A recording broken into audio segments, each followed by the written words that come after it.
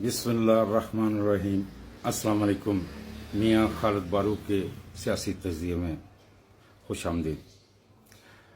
कल आप लोगों ने देखा नवाज शरीफ साहब इस्लामाबाद में पहुंचे और जिस अदालत में पहुंचे, अदालत ने उन्हें कहा, जनाब आप क्यों तशरीफ़ लाएं, आप जा सकते हैं, आपका केस ख़त्म, आप आ गए, बस काफ़ी है इतना। निगरान पंजाब गवर्नमेंट ने उनकी सज़ा मुअत्तल कर दी, मर्जी भी साड़ी।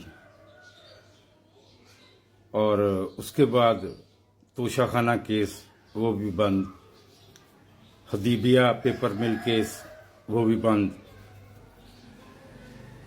और एक और केस था, हाँ, नैब साहब, उनके प्रोसिक्यूटर ने कहा हमें कोई इतराज नहीं, हमारे पास कोई सबूत भी नहीं और हम केस को आगे बढ़ाना भी नहीं चाहते, सानू माफी दो केस की तस्वीर। और एक एक करके, चाहे वो हमारे लाहौर के मुस्लिम लीग के सदर जनाब सैफ अल मलूक खोखर साहब हों, मरियम औरंगजेब हो, हर अदालत जो है वो हाजिर है उनको उनके केस ख़त्म करने के लिए और मामलात को सेटल करने के लिए।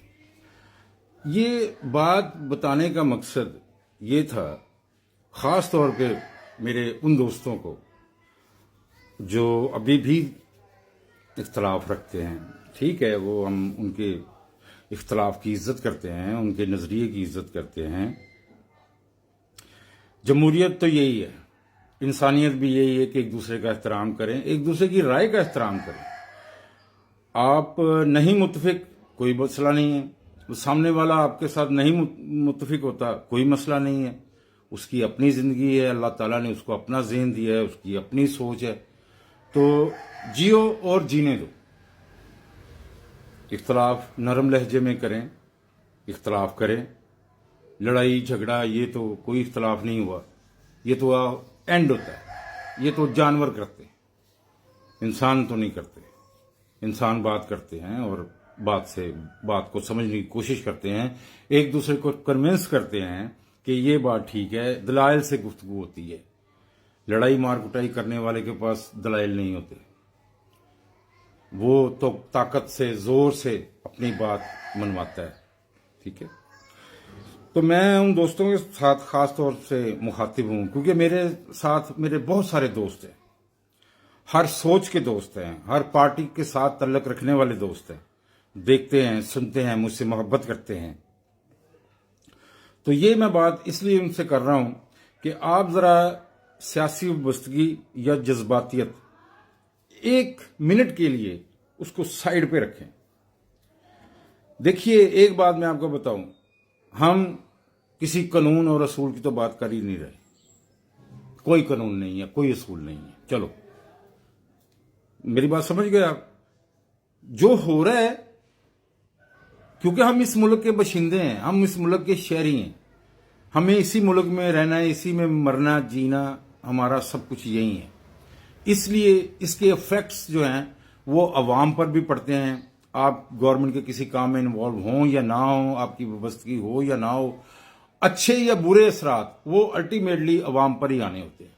इसलिए मैं ये बात कह रहा हूं कि आप थोड़ी देर के लिए उस चीज को उठा के साइड पे रखें और जिस मुल्क में अब हम रह रहे हैं उस मुल्क के अंदर क्या निजाम है और किस तरह से हमने सर्वाइव करना है, इस पे कंसंट्रेट करें। अगर किसी को अब भी कोई गलत फहमी है कि मियां नवाज शरीफ को कोई मसला बन जाएगा आने वाले दिनों में या मुस्तकबिल करीब में और चेयरमैन पीटीआई रहा हो के आ जाएंगे बाहर, इलेक्शन लड़ेंगे या तरीके इंसाफ, इस तरह वो पहले वाला 9 मई से पहले वाली सिचुएशन बन जाएगी, ऐसा नहीं होगा।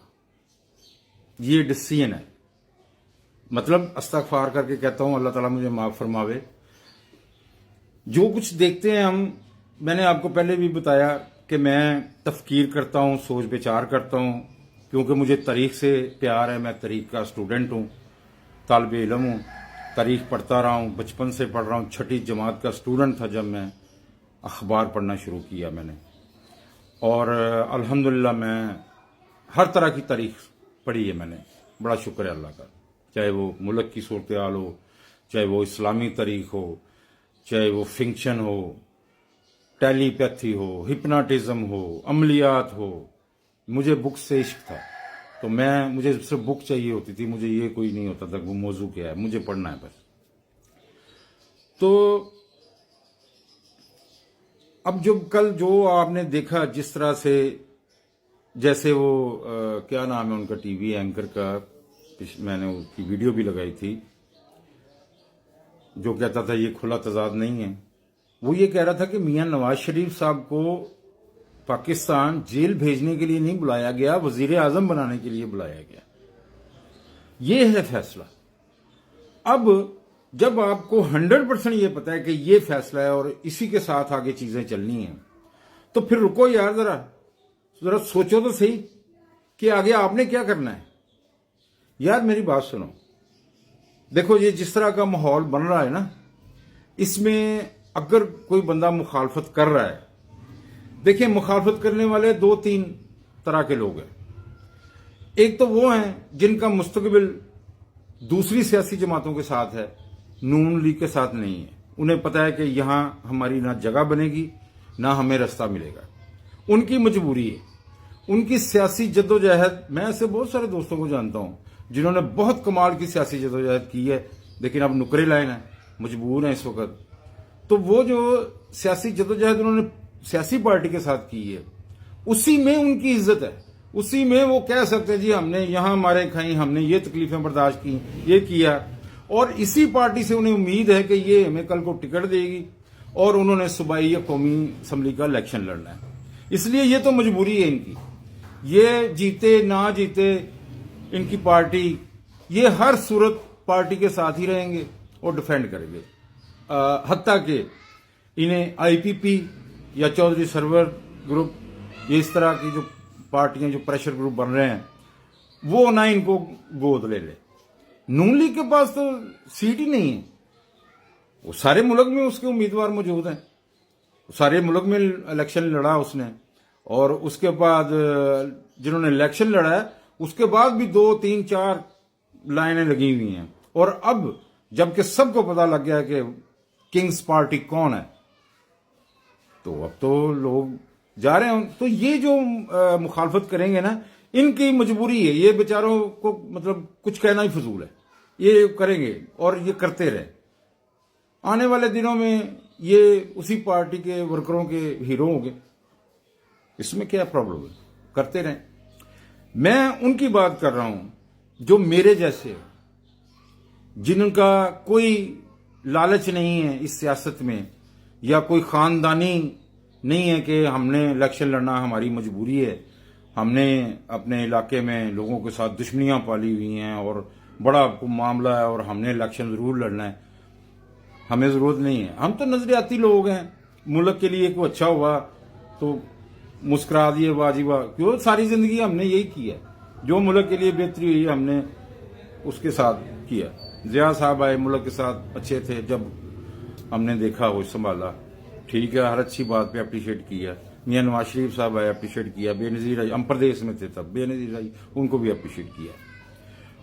ان کے اوپر بڑی امیدیں تھیں، لیکن یہ اپنے ذاتی اور پتہ نہیں کیا ان کے معاملے تھے، تو یہ اس طرف چلے گئے. ان کے اوپر بات ہوتی رہتی ہے، میرا بات کرنا کوئی ضروری نہیں ہے. اور ویسے بھی میں ذاتیات پہ بات کرنا جو ہے نا، وہ میرا موضوع ہی نہیں ہوتا. میرا موضوع ذرا بڑا ہوتا ہے. تو سر بات یہ ہے کہ جیسا کہ آپ نے دیکھ لیا کہ آنے والا وقت کیسا آ رہا ہے.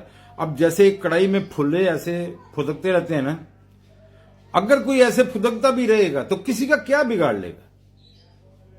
تو کیا اس سے بہتر نہیں ہے کہ ہم اپنے جو ارد گرد کے لوگ ہیں ان کی بھلائی کے لیے مل کر کام کریں؟ مل جل کر کام کریں اور محبت سے سارے معاملے کو آگے لے کے بڑھیں. یہ لڑائی جھگڑے یہ ان چیزوں کو چھوڑیں.